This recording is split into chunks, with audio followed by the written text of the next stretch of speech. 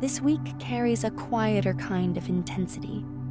Not the kind that demands immediate action, but the kind that asks for honesty, presence, and a willingness to see what's been shaping us beneath the surface. We're now fully in Capricorn season, a time of reality checks, maturation, and integrity.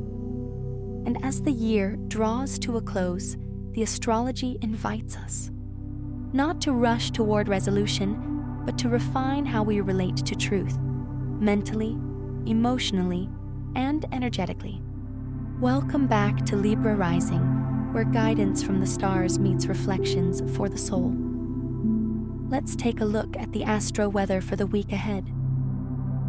Midweek, Mercury forms a tense square to Saturn, an aspect that can feel heavy in the mind and serious in tone. Mercury governs thought, communication, perception, and meaning. Saturn represents limits, responsibility, accountability, and time. When these two meet in tension, we are asked to slow down, to examine not just what we're thinking or saying, but why. This transit can surface as difficult or sobering conversations, self-doubt or mental pressure, an urge to hold back rather than explain, or the realization that certain stories we've been telling ourselves no longer hold up. And while this can feel restrictive, it's not meant to punish. Its purpose is discernment. Mercury square Saturn reveals where the mind has been, working overtime to maintain comfort, control, or certainty. And gently, sometimes uncomfortably, asks us to tell the truth instead. Not performative honesty, not bluntness for its own sake, but clarity that respects reality. By the end of the week, the full moon rises in Cancer, the moon's home sign, amplifying emotional truth, memory, and sensitivity. This lunation highlights the tension between Capricorn's call to responsibility and composure, and Cancer's need for safety, care, and emotional honesty. If the Mercury-Saturn square asks us to be mentally honest, this full moon asks us to be emotionally honest. This can bring heightened feelings around family or belonging, awareness of unmet needs, or a moment of emotional release after a period of holding it together. This moon doesn't demand solutions. It asks for acknowledgement. And together, the astrology of this week reminds us, maturity isn't emotional suppression. Discernment isn't detachment from feeling. True stability includes softness.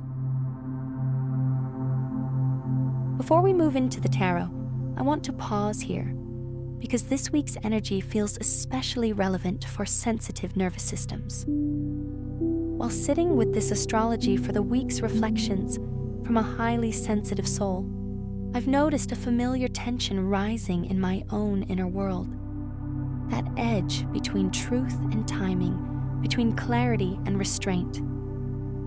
There's a sense that honesty wants to move, but also a deep awareness that not every environment is built to receive it, and that can stir anxiety.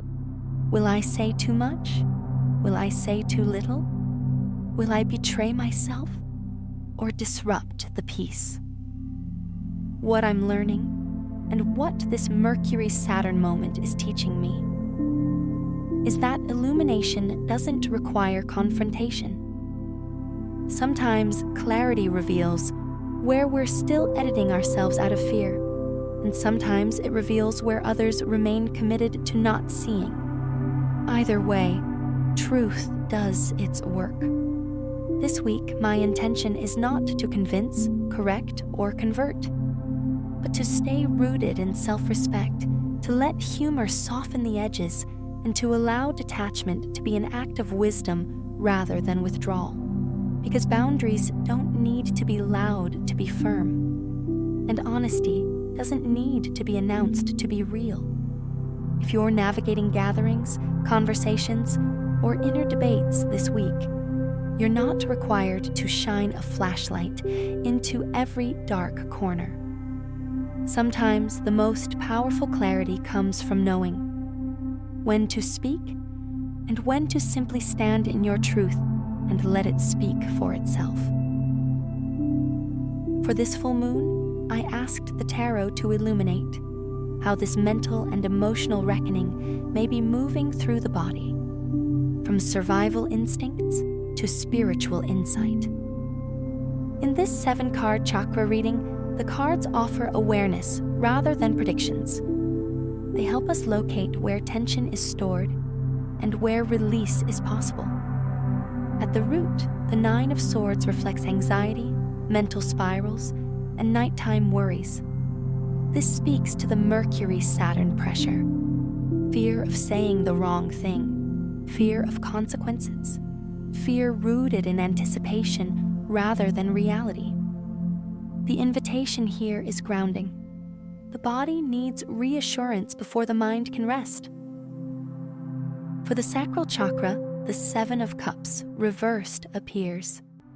Here we see clarity returning. Reversed, the 7 of Cups cuts through confusion, illusion, and overwhelm. Emotional fog begins to lift. This suggests discernment, noticing what's real versus what's imagined, and choosing not to engage every emotional option presented. For the solar plexus, the center of personal power, the Empress reversed asks, where am I overgiving? Where am I nurturing something that no longer nurtures me back? This isn't depletion, it's awareness. Power returns when energy is conserved and redirected. For the heart chakra, we drew the 5 of Pentacles, reversed. This is a gentle turning point. The 5 of Pentacles reversed speaks to emotional recovery, the recognition that support exists, that warmth is available, and that isolation doesn't have to be permanent. Receiving becomes possible again. For the throat chakra, the Hermit reversed appears. Here, silence gives way to selective expression. The Hermit reversed doesn't demand speech. It restores connection. This suggests finding your voice without explaining yourself, sharing truth where it's safe, and trusting inner wisdom over external validation. When appearing in relation to the third eye, the Queen of Pentacles brings grounded intuition. This is wisdom that's practical, embodied, and calm. She sees clearly without urgency and trusts what has already proven itself over time. At the crown, judgment marks a moment of awakening, not dramatic rebirth, but an internal call to live more honestly, to integrate lessons learned, and to step forward without dragging old guilt or fear behind you. This is clarity with compassion. Together, these cards tell a powerful story. Anxiety at the root seeks grounding. Clarity returns when illusions fall away. Energy is reclaimed through discernment. Connection becomes possible again. And wisdom rises, steady, embodied, awake. This full moon doesn't ask you to fix yourself. It asks you to listen. As you move through the week, consider gently exploring the following prompts for further meditation and reflection. Where am I feeling pressure to explain myself? And is that pressure necessary? What truth feels steady in my body, even if it isn't spoken aloud? And how can I protect my energy without closing my heart?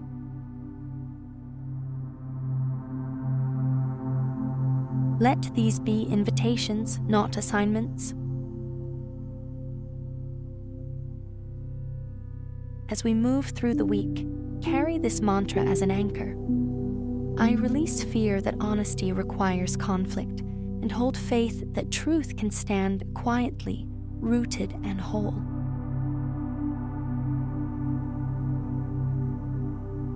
As this week unfolds, remember that clarity doesn't always arrive with certainty. Sometimes it arrives as self-trust.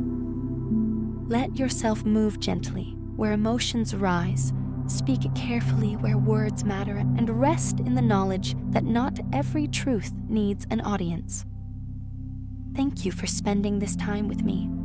If these energies resonated, I'd love to hear how they're showing up for you. Feel free to share in the comments.